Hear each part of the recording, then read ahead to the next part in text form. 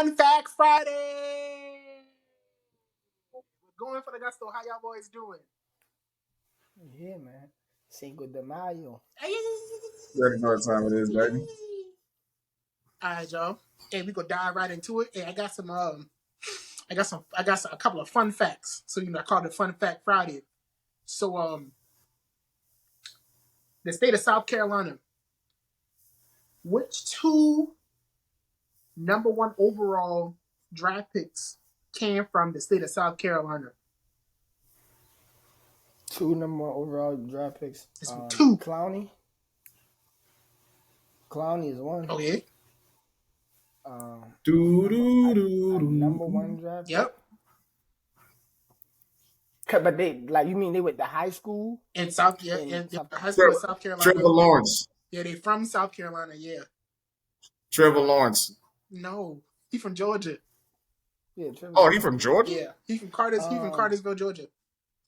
Oh, I thought you meant that got drafted. No, they live in the state of South Carolina. All state. Live in South Carolina. Give me the position of the other person. Number one. Cornerback. Well, yeah, cornerback. Who went number one? The only people I'm thinking of, they went number one overall. I can't tell you that. No. Yeah, you go ahead and answer that one. No, he was a wide receiver. I'm sorry. His name is Courtney Brown. He played at Barnwell back in the 80s. Yeah, 2A small school, Barnwell, South Carolina, Barnwell High. Courtney Brown. Right. Fun Fact Friday. All right, Joe. I got one more. So in last week's draft, there was 27 players that was drafted, and they all were 0-star recruits. One of those picks was he was pick number 6. He was pick 6. Devin Witherspoon. I already know that. 0-star. I know that already. Saw that. The second was my tight end, Dalton Kincaid, and then third, Cody Mark. But in total, there was. But the Cody Mark one made sense because he gained like 40 pounds in college. He was a quarterback coming out of high school. He was 6'6", 221. He went from quarterback to tight end to lineman to the 6th overall to the 6th best tackle in the draft. Now he with the Buccaneers. All right, y'all. So we're gonna dive right into it. That was a nice little Fun Fact Friday. Had y'all stumped? Y'all know what was going on. Way to hurt my heart on that Dalton Kincaid thing too, man. Shout out to you, man. All right. So we was talking a couple of weeks ago, trying to find some things to talk about, and we came across a really good topic. So in our generation, we know we got elite stars at wide receiver, edge rusher, defensive tackle, running back, quarterback in our generation. So we're gonna look at the 2014 draft class, and we're predicting who from this class will be Hall of Famers. So I looked at a graphic. They said it was Khalil Mack, Aaron Donald, Odell Beckham Jr., Mike Evans, Devontae Adams, and Zach Martin. Out of these 6 names, do you believe out of these 6, first ballot, you in automatic? Who's your automatic lock out of those 6 names? Aaron Donald. Zach Martin. That's the 2. And then Mike Evans, he probably won't be first ballot. Odell Beckham definitely not gonna be first ballot. I don't even know if Odell Beckham even gonna make it to the Hall of Fame. Yeah, he got a ring. He's a Pro Bowler. He's an All Pro. He's an All Pro receiver. He don't got stats like most Hall of Famers. Yeah, that's what I'm saying. Like he got a ring, but his stats ain't up there. He had a bunch of injuries. Man. He had like 4 good years, and then he's been injury prone ever since. Yeah. Mike Evans had 1,000 yards every single season he's played football. So Mike Evans should definitely be ahead of him. Now Khalil Mack is iffy because Khalil Mack had some good years. Then the injury bug started to catch him a little bit too. But Aaron Donald, and Zach Martin. That should be that's automatic undisputed. They're both 5-time All Pros. Like I think Aaron Donald's a 6-time All Pro. No, actually. seven time All Pro Bowl, 7-time Pro Bowl, 7-time All Pro. What 3? No, I think he got 8 Pro Bowls and 7 All Pros. Because I know when I looked it up, he had one list of something. How many defensive player years he got? 1 or 2? He got 2. 2. Khalil Mack got 1, right? A defensive player of the year. Yeah, did he not win with the Raiders? I don't think he did. When he made the Pro Bowl as a defensive end and a linebacker, I don't remember that. Did he not win? Who won it that year? Hey, that's why we got Google. I'm about to look it up right now because I'm interested. Yeah, he played 2016 defensive player of the year. I'm about to say because I remember he made the Pro Bowl as a DN and a linebacker. That's the first time that was ever done. All right, okay, so yeah. While we got the awards pulled up, but he had 3-time All Pro. So it's a 4. No, because no count. I don't be counting. I don't count the All Pro 2 team. The first team All Pro. But if you got 3 of those, I think anybody with 3 All Pros, almost at any position, should get in. Yeah, because you got defensive player of the year, 3-time first team All Pro, 1-time second team All Pro, 7 Pro Bowls. He's a part of the 2010 All Decade team. But you had specifically asked about first ballot. Right. That's where it get tricky because I think Mike Evans gonna get in too, but I don't know if he's gonna be first ballot. I mean, because so we all is undisputed. Aaron Donald is a lock. Zach Martin is a lock. Ballot. Yes. Oh, hands down. So the next best candidate would be Khalil Mack. Mike Evans might not got the All Pros, but he got the consistency. He had 1,000 yards every single season. That's hard to do. I think it's hard to disprove that once you get like 3 All Pros though, Boom Bam. Like once you get like 3 All Pros, it's kind of undisputed. So he might go over him just because that's an achievement over him. But 1,000 yards for every year that you played, that's a great achievement. I mean, he only got 1 All Pro. I think as a receiver, we'll put him at first ballot. But you know how the game works. I mean, because he only got 1 second team All Pro and 4 Pro Bowls, and that's it. And he's a champion. Yeah, he wasn't making the Pro Bowl, but he was just consistent. You know, a consistent 1,000 yards. I think they're gonna put him at second ballot just for the fact that he doesn't have a lot of All Pros behind him. I think that's just what it's gonna be. Y'all said that was a record. His 1,000-yard seasons. Yeah, I think 9, it's 9, right? It's 9. Yeah, 9,000-yard seasons in a row from his rookie year to now.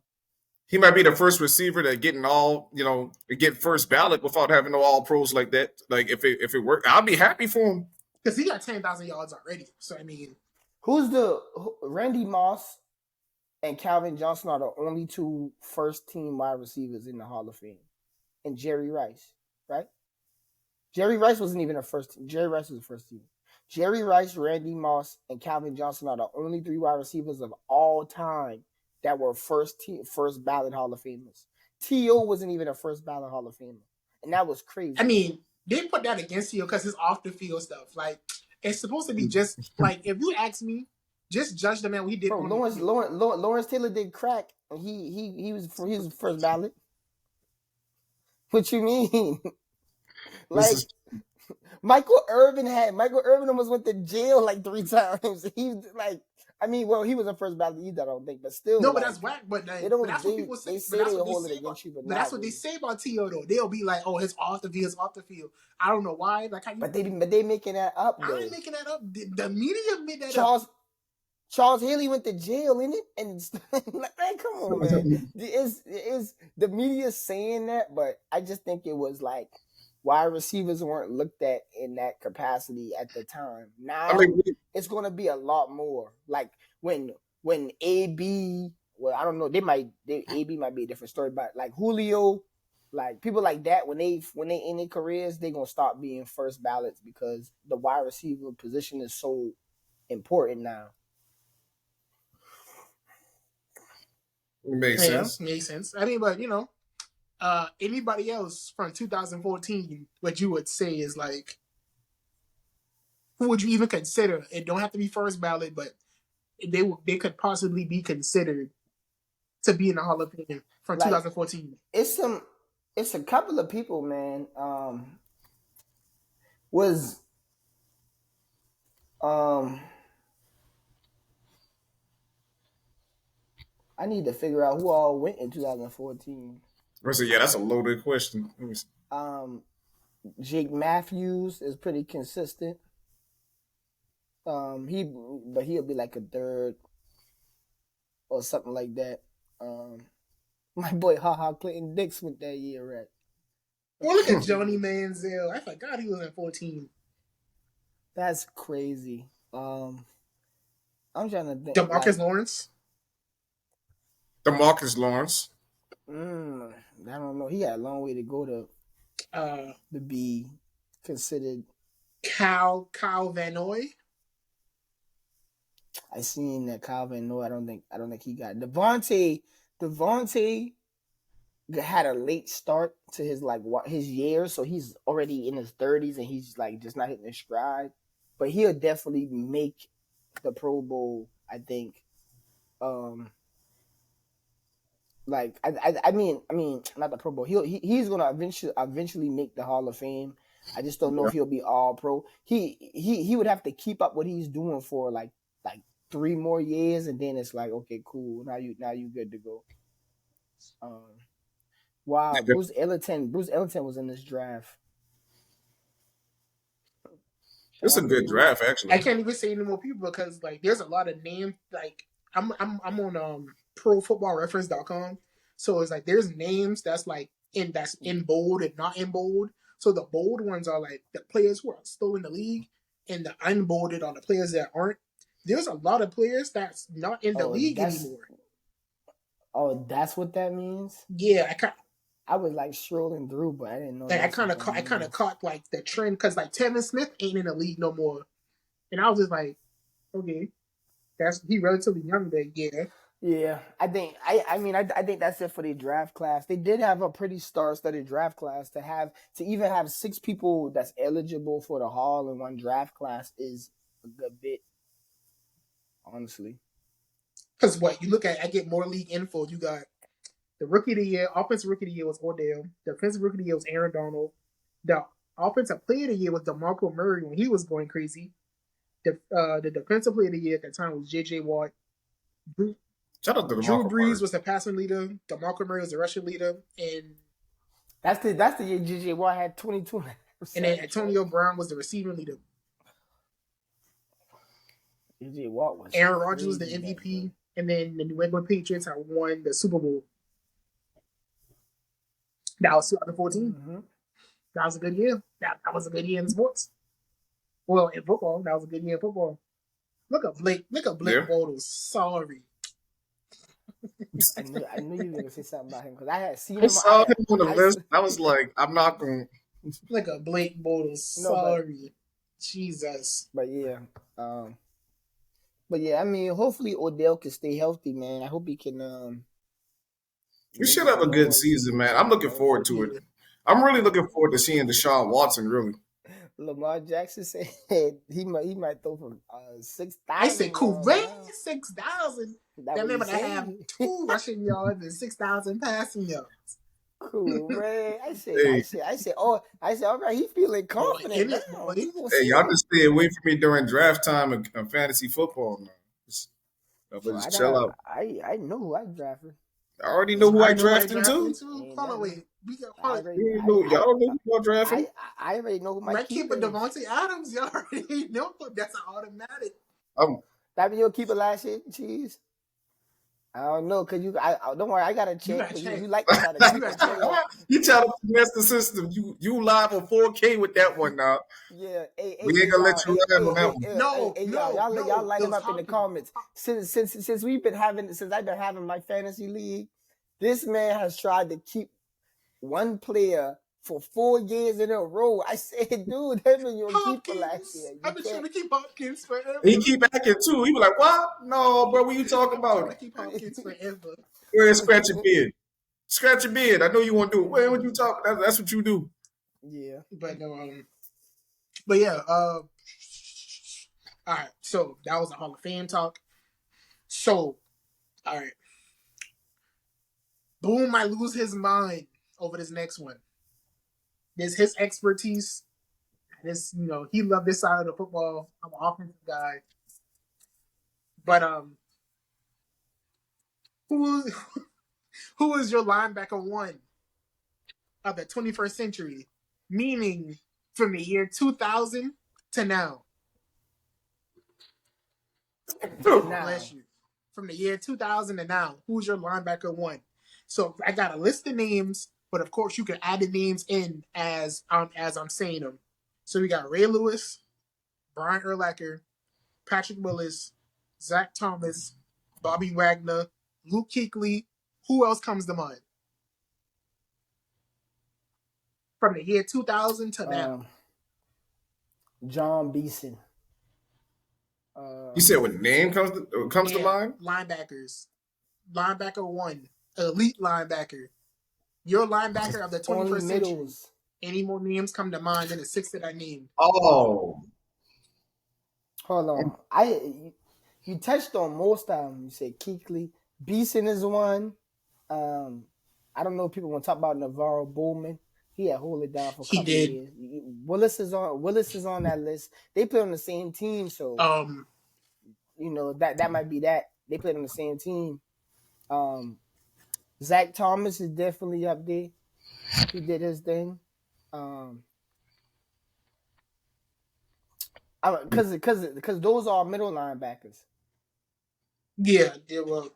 And I know most people, and y'all can go ahead and find them in the comments. I know everybody want to say Ray Lewis, but if all things are equal, Luke Kuechly and Patrick Willis had shorter careers, but they did more in their shorter careers. Luke Kuechly was going to be mine, and then that's the awards to prove it is ridiculous, because even though that, how you said, he had a short career, but defensive player of the year, defensive rookie of the year, five first team All Pros, 2 second team All Pros, 7 Pro Bowls in a row, the 2-time NFL tackles leader, the 2010 All Decade Team, 3-time Butt Kiss Award, the Art Rooney Award. He was an All Pro from 2013 to 2019. Oh,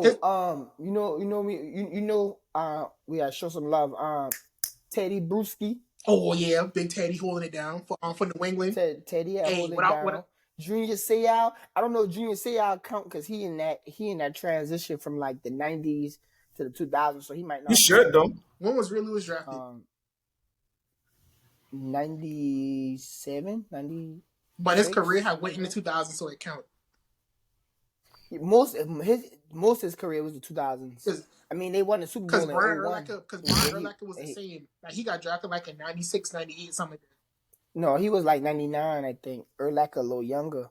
Ray Lewis played for a long time. People forget that. Ray Lewis was in the league for a long time. He was when they won that last Super Bowl, he was almost 40, right? He played for a long time. But look, boom, I got Patrick Willis stats for you. You know what I'm saying? Just, the shout out my boy. Hey, so he's a 7-time Pro Bowler, 5-time first team All Pro, 2-time second team All Pro. But check this out. 1, 2, 3, 4, 5, 6, 7, 8. He played 8 seasons, made the Pro Bowl 7 times, and made All Pro 1 or 2 7 times. And the only reason he didn't make the Pro Bowl is last year because he messed up his foot. That's why he retired from football. So Patrick Willis was a dog too. And Ray Lewis, remember, because that's who they going up against in that Super Bowl that they won. And you got to say this now, to be fair. Ray Lewis he went from having Rod Woodson on the back end to Ed Reed. So he always had somebody back there that had his back. Can you say the same for Urlacher for his whole career? Zach Thomas ain't had nobody in Miami. Yeah. You got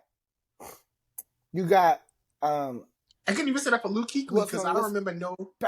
Patrick Willis played with Navarro Bowman, who was another great player. So for him to accumulate all those tackles and those accolades, playing with two dominant backers in the middle, so he had to share the wealth. Then when Ray Lewis got late in his career, Terrell Suggs, T Sizzle. Okay, you know what I'm saying? The Ravens had an all-around great defense. They had people at every letter. Haloti Nada coming up and they stopping the run. Luke Kuechly had Starla Tulalele? Come on now. Hey, no, shout out to the Carolina fans. Star was a good player, but he wasn't no Haloti Nada. He wasn't no. They didn't have no dominant. I mean, they had Julius Peppers for a little while, but they didn't have no dominant edge rusher. So, Julius Peppers was the truth though. And then when you go to Bobby, right? Bobby's an 8-time Pro Bowler, 7-time All Pro. But Bobby was a top 5. Ray and Bobby both played on what's classified as top 5 defenses, and Ray played on 2 of them.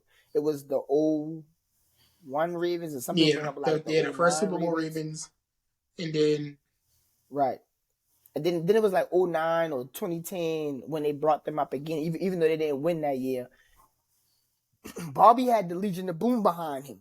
So even and their front was, Michael Bennett, them boys was straight. So, Bobby wasn't in no bad situation. Well, hold on. Well, as we was talking, so I looked up who were the best linebackers in the 2000s. So I got an article from Bleacher Report back in 2010.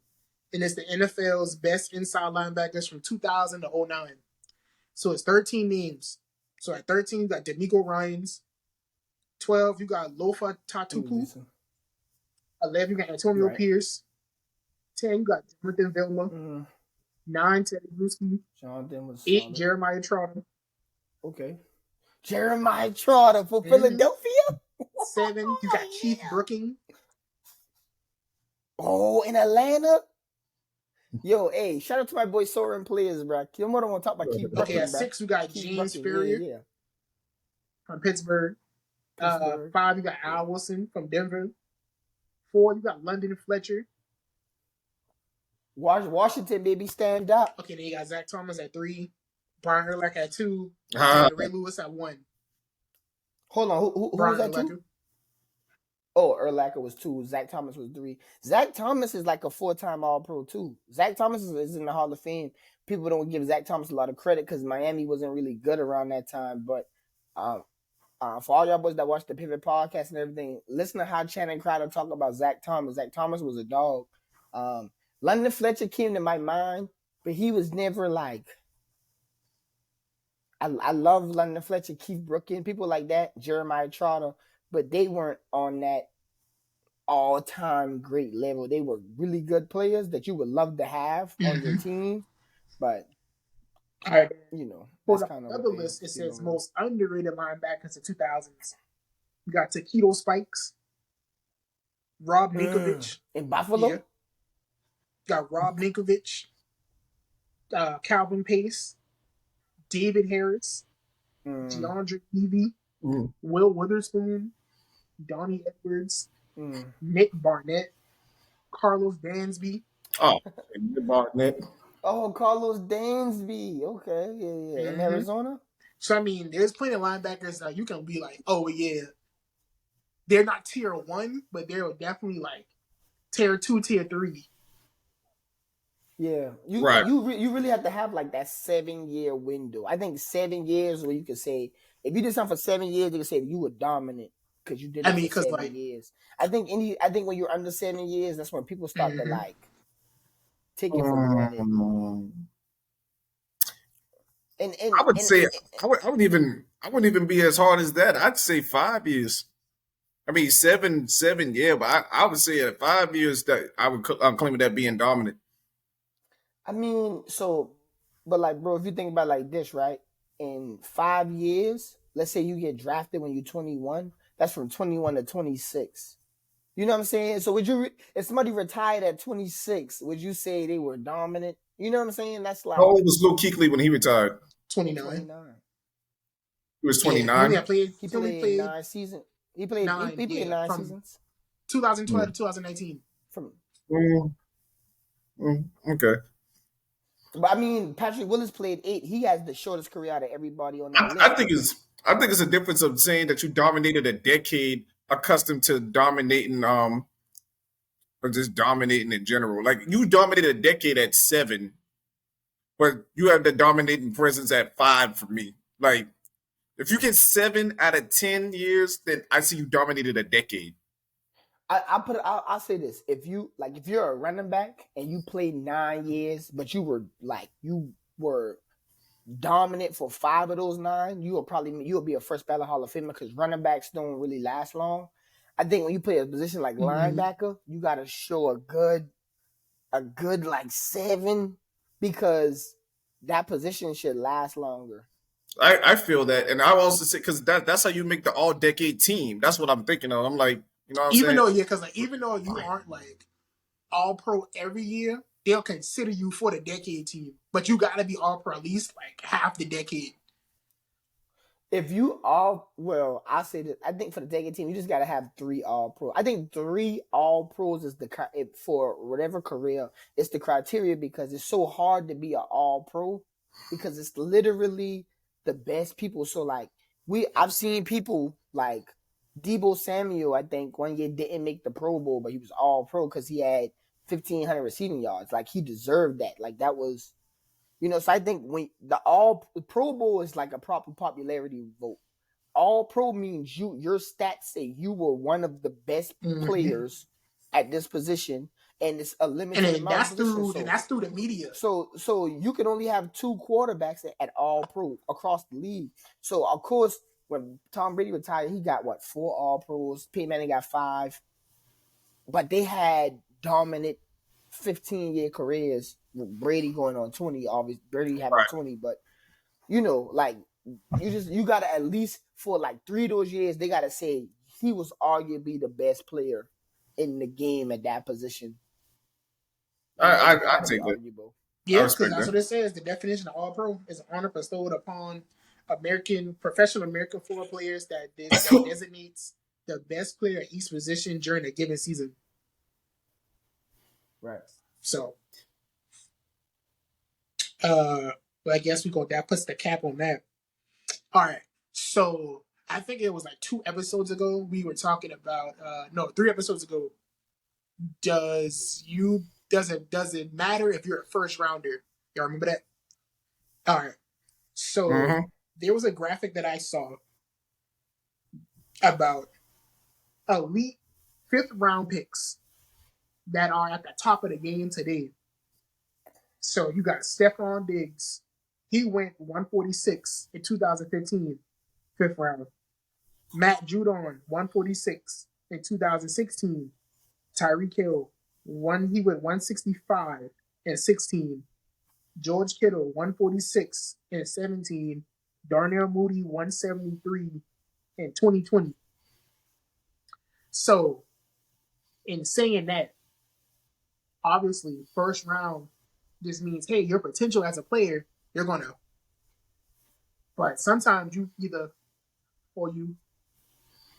but the later rounds are the better rounds. They're the good rounds because you got to dig deep because like it's all surface level with the first rounders and the second rounders. But rounds 3, 4, 5, 6, 7, even the undrafted, you got to like dig deep in that profile to be like, hey, what is this guy's skill set? And then like, how can it translate?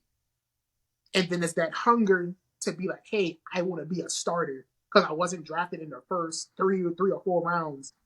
I was drafted later rounds, undrafted. I'm going to work on that skill set, and I'm going to be the best that it can be. And I'm going to be elite. I would have agreed to everything you just said, if not what just happened in this past draft that just went down. Because it looks like they're trying to learn from the past mistakes. And like 3 receivers went back-to-back within the top 10 to 20. They took a tight end. 2 tight ends? 2 tight ends went between 20 to 30. Like, y'all can let me know in the comments below on that one. But like, we picked up the Dallas Cowboys picked up a tight end on our second pick. Like it feels like the game is shifting more into like the receiving and running back roles as we're getting further along through the NFL. It's like the game's evolving towards that, and they're starting to see that these are picks that they missed, like going into the future. So up until this previous draft that just went by, I would have agreed with what you just said, but it seems like the draft is changing. I feel like it's still a bit of reaching because of like the Jamar Chases of the world, right? You get Jamar Chase with the 5th pick in the first round and he blows up, right? I think because of that, I think tight ends are still, some tight ends are going too early. I think certain cornerbacks are going too early. I think the main problem with the process and how players get picked late is all of those players that she's named, they all got something in common. They didn't go to really big schools. And so what happens is you have a player who's just as good as the next player, but if you play on Alabama, the whole team is 5-star recruits. So your skill set looks better against another team. But if I put you individually one-on-one, that don't mean you can beat that player. One of my favorite picks from the last year's draft was Sauce Gardner because he went to Cincinnati. But when you looked at Sauce Gardner's film against the top elite receivers, he was still locking stuff down. It was just that his team wasn't going to beat Alabama as a team. So when you look at these drafts, look at Georgia, like the Eagles, they ran out and drafted everybody from Georgia. That can be great, or that can blow up in their face because you can collectively be a great offense or collectively be a great defense. That doesn't make you a great individual player. You know, sometimes those individual players don't get a lot of shine because your team doing bad. Like, I was happy for Devin Witherspoon and Washington. We grabbed Jartavius Martin in the 2nd round.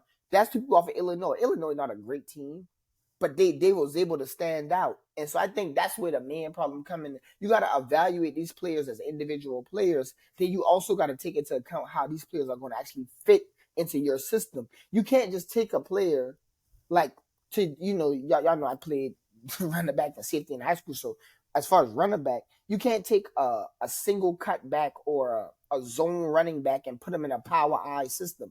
He's going to look worse because you just tried to make him do something that he don't do. You know, so I think it's a combination of certain things because I think Stephon Diggs was a player that always had elite athleticism. He just never got in a system where he's free like how he is in Buffalo. He's free to use his footwork. He probably always had that footwork, but he probably had a coach that was like, don't do all that. Just run the route. You know, and so he dropped down, but then I found a coach that saw him in practice and said, well, you know, we could probably use that. So I just think like, you know, Matt Judon went to a great situation with New England because he going to get coached up right. George Kittle was just a freak athlete. He just needed a chance to, you know, a lot of tight ends. Travis Kelce was the same. They just need a chance to catch because they don't get a lot of touches in college because the offenses are so spread out. I mean, I just think that's what it really boiled down to. But cool, I agree with what you're saying. Like, the draft is going in a different way. Like, skill positions are going a lot earlier than they used to. But y'all know me, for all the subs that been in for a while. Y'all know what Boom always going to say. You win the game in the trenches. Get the lineman. If it's up to Boom, you get the lineman. You win the game in the trenches, baby. I'm still there. That's where I'm at with it. All right, so I guess like prediction time. So since you know, you go deep in the draft, we can even say undrafted. You go deep in the draft. When I say deep in the draft, that means I'm thinking about rounds 4, 5, 6, and then undrafted. Who do you think out of this draft could potentially become like the next big name that went super late? Man, look.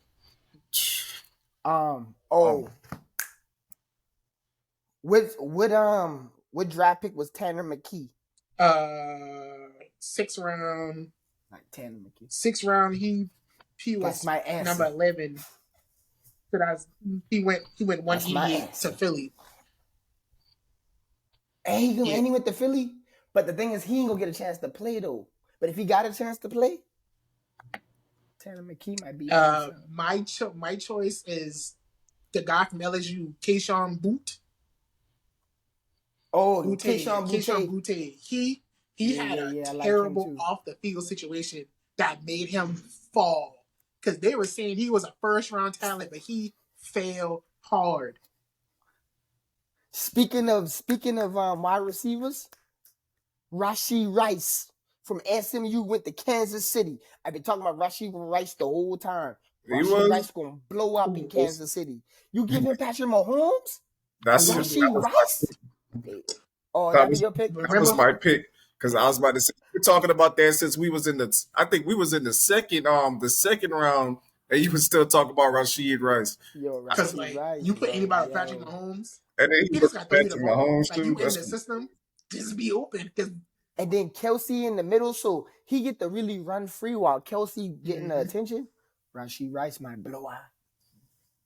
That's my pick. Shoot, well, how y'all feel about it? We calling it? All right. Yeah, man, we good, man. You know, we good, man. It's Cinco de Mayo, man. Y'all, hey, everybody drink responsibly. Be safe out there. You know, it's crazy out here. You know what I'm saying? Everybody just, have a good time. Enjoy your weekend. Lay back, chill out, do what you got to do. Be safe, man. We appreciate y'all. We love everybody for tuning in. We appreciate all the subscribers, man. You know what I'm saying? We getting closer and closer, man. You hit that notification bell, man. If you like it, you know what I'm saying? If you don't like it, you probably should still hit it. You know what I'm saying? So whatever we pop up on your phone, you can say, "Damn, I can't stand it." You know what I'm saying? So just let us know, All right, man. All right, so from me, Jason, Boom, Cool, we signing off. We going for the gusto, baby. See you next week. Oh.